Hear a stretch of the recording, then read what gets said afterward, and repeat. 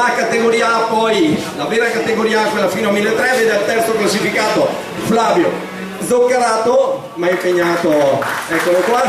Secondo classificato Alessandro Boscari.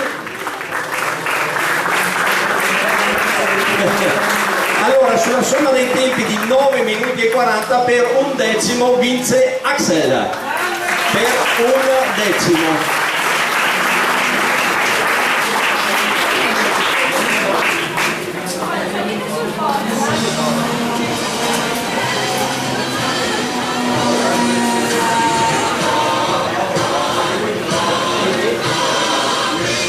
Eccoli qua, fuori dei marroni che sono stati qua fino a stasera.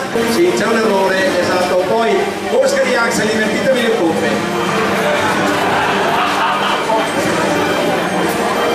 No, vi spiego. Siccome il programma è quello di Davide Gobbo e non era compatibile col programma dei commissari, abbiamo dovuto rifare i calcoli manualmente, quindi c'è qualche incomprensione sui decimi, ma ci arriviamo.